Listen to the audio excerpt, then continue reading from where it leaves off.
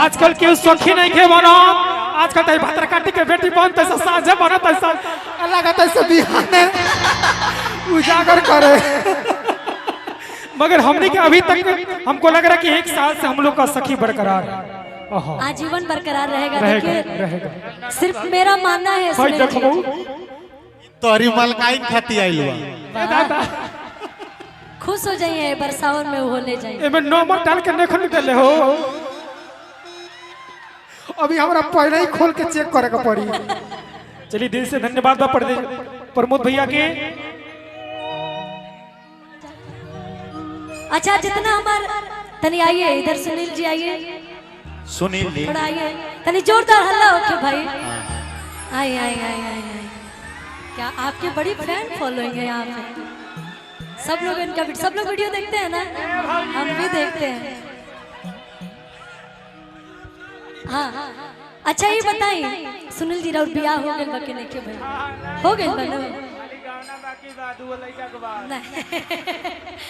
ना ना ना शादी हो गई पूछल जरूरी बनू ना भइल रही तो भोले बाबा से हम कब के बाबा ही लगन में करो हर दिन लग हो गया है ना। अरे क्या बात है बहुत अच्छा बात है पूरा भरा पूरा परिवार है।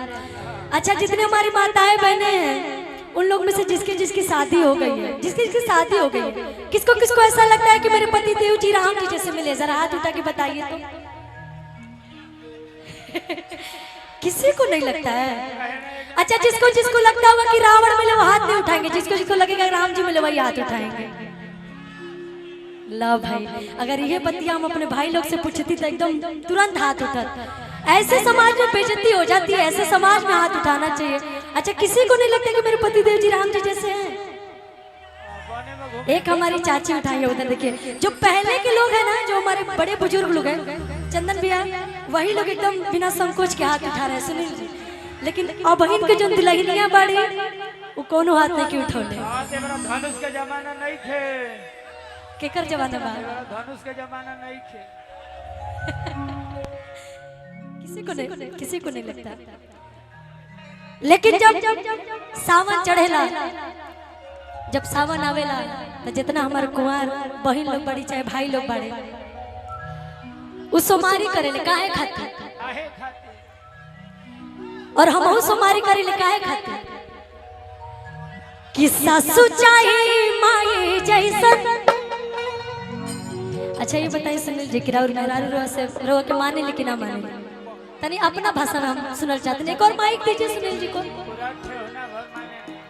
हेलो चलिए का हाल बा ठीक बानो तो चलिए बोल बम चलिए बड़ा खूबसूरत पूरा आज हमने के परिवार लगता जे भी कांवरिया बम आइल बा भागलपुर में सबके मंच के माध्यम से एक बार गोट छुके गोल लगत तनी ताली बजा के हमरा को आशीर्वाद देते। हमने की एक के पाली में दोनों जनी मार लहल जो ना बड़ा कम टाइम बा चोहनिया के ही में दोनों जनी हमने का मार लहल जल्दी से ओरिया जाओ। ओहो तो और सब ठीक बानो आई आज बड़ा खूबसूरत पूरा परिवार लगता दिल से धन्यवाद अपना आदरणीय हम सबके बड़े भैया जायसवाल जी के जगत जायसवाल जी के नमन बा कि हमने के गरीब घर के परिवार के बोला कि इतना ढेर सारा प्यार आशीर्वाद देनी और हमने के प्रमोद भैया के भी दिल से नमन बा और जितना भी मंचासीन जे भी गार्जियन बैठल बा सबके दिल से धन्यवाद बा। मगर खुशी जी कहानी है कि राउर मेहरारू माने नहीं की ना तो आज मैं दिल से बात बोल रहा हूँ आज तक किसी ने पूछा ही नहीं था। अगर कोई आज जीवन में पहली बार पूछा है तो मेरी सखी पूछी है क्योंकि मैं इसको दिल से सखी मानता हूँ। शायद आप लोगों को नहीं पता है कि मेरा और इनका क्या रिश्ता है एक बहन का एक भाई का एक मित्र का और एक सखी का। सही कि गांव में लड़का कहा तरीसा अरे चल बू बाबा धाम तू कहीं रुका हो जाए के तो बा मगर अपना यारवा से पूछ ली तब हम जाए जाए भोजन तो दो गलवा हमरा का भोरी रास्ता चले ना दिखाली मैसेज कर हमरा का परेशान कर दो तो लकु लइकनिया अपनी लवर के लगे फोन लगौले बिया कहतिया हेलो हाँ नमस्ते देखी ना आई खुशी बनी जाता नहीं बाबा धाम हम हो जाए तो कोनो से कुछ लइकवा कुछ कही तई कही लइकनिया अपने खान सबका बुझल का हां इहे कुल बाबा धाम में होला भीड़ भड़का में ए खुश जितने एकर बाप भागठा ओ सन के ई भागठा तो कुछ लइकनी कुल के लभर लो लागे लो हर जगह गइला में टोका टोकी करे तो वो सब चीज तो हमने के वीडियो बना के डालनी जा आज अच्छा जी आज जगत भैया आप भी है आज ये खुशी जी आप भी आइए आई ना प्रमोद भैया आप आई ना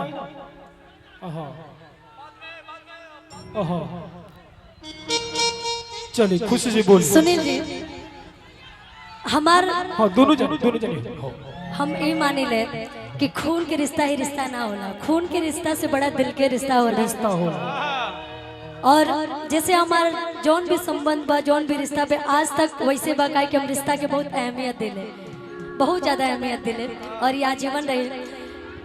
इनकरा लोग से पूछनी है कि केकर पति राम जी जैसन मिलल बाड़े तक केहू ना बतावा, लेकिन हमरा के पता बा कैसन पति चाहिए, कैसन चाहिए कि सासु चाहिए माए जैसन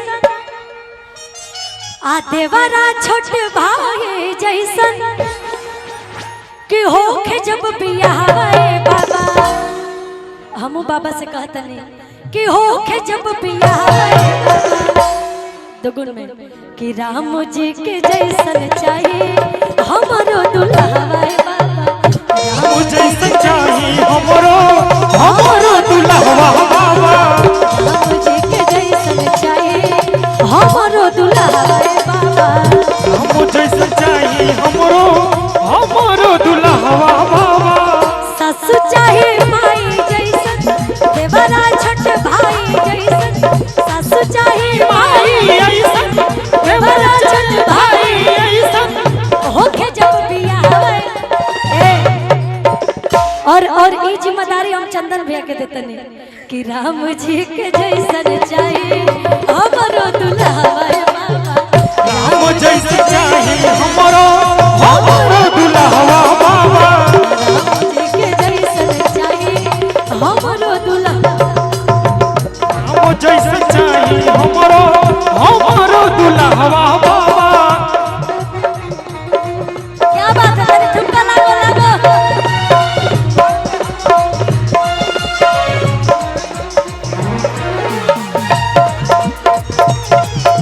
क्या बात है, जय हो बाबा बजावे ले हमार जोगिया हो डम डम डमरू बजावे ले हमार जोगिया, राम जी के जैसन हमरो दुल्हा,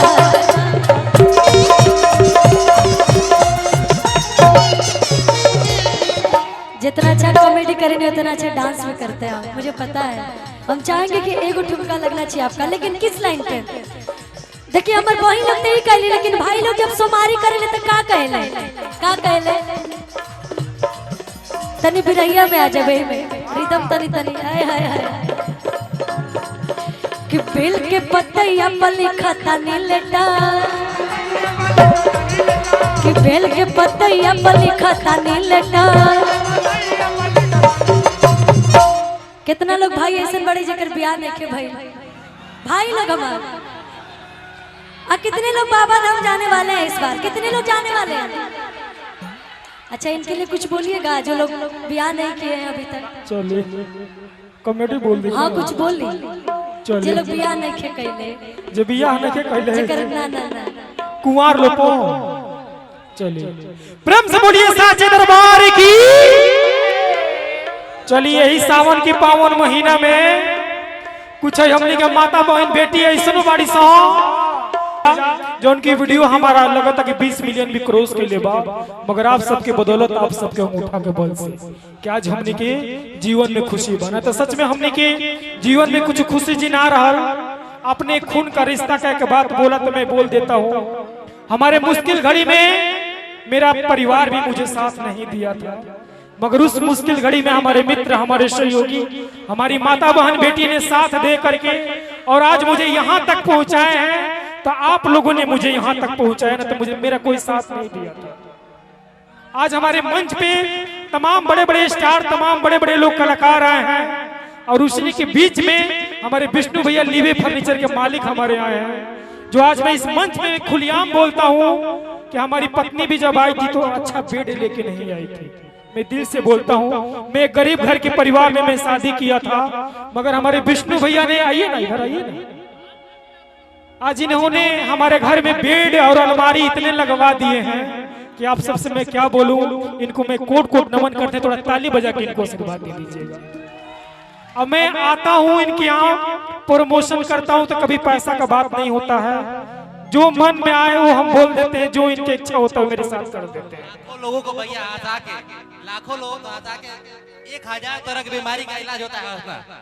और जब सब लोग घर भर शाम को टेंशन से घर जाता है काम करके, और आपका 2 वीडियो देख लेता है तो सब टेंशन खत्म हो जाता है। तो इसके लिए भैया ये आप बहुत बड़ा काम कर रहे हैं। Thank you thank you thank you. कॉर्ड दीजिए भैया। कुछ हमारी माताओं बहने का फरमाइश, लेकिन मेरे भाइयों की फरमाइश क्या है, जब ये लोग सावन की सोमवारी करते हैं तो किसके लिए करते हैं कि बेल के पतैया पर लिखा तानी लेटा कि मेहरा जो चाही बेटर, मेहरा जो चाही, मेहरा जो चाही बेटर, मेहरा जो चाही बेटर, मेहरा जो चाही बेटर। अच्छा, जितने हमारे बोलबम जाने वाले लोग शिविर में जितने भक्त जन आए हैं, थोड़ा एक बार ठुमका लगाइए इस गाने पे। जो लोग बाबा से मांगने जा रहे हैं, अच्छी पत्नी अच्छी जीवन साथी मांगने जा रहे हैं, वो लोग थोड़ा थोड़ा ठुमका लगाएंगे इस गाने पे कि बेल के पतैया पर लिखा तानी लेटा, कि बेल के पतैया पर लिखा तानी लेटा, कि मेहरा जो चाही बेटा, मेहरा जो चाही, ओ मेहरा जो चाही बेटा, मेहरा जो चाही बेटा, मेहरा जो चाही बेटा।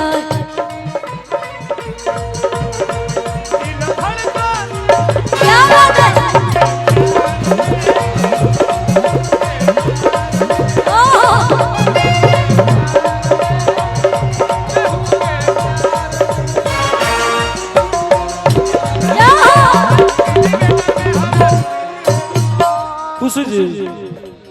देखिए होने से हमार भौजी फोन कैले बड़ी यही बेरा अपना पति के लगे, आ कैसे कहा तरी, देखिए होने फोन लागल बा, आ सबके जब सारा मरद कुल के देखले बड़ी तुलकर आह दिल से निकलल बा, और कहा तरी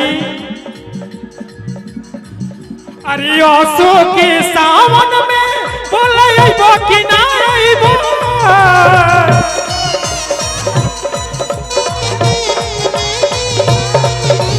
आसो के सावन में बोले आइबो कि ना आइबो,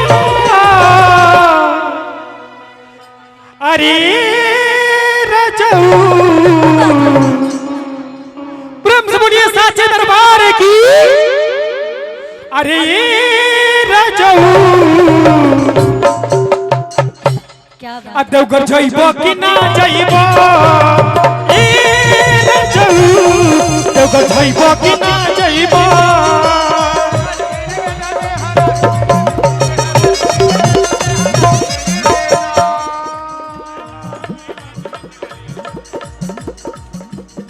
हमारे जगत भैया की एक फरमाइश है, मैं सुनूंगी, अभी मुझे याद है लिरिक्स, लेकिन उससे पहले एगो गीत के फरमाइश आवा था।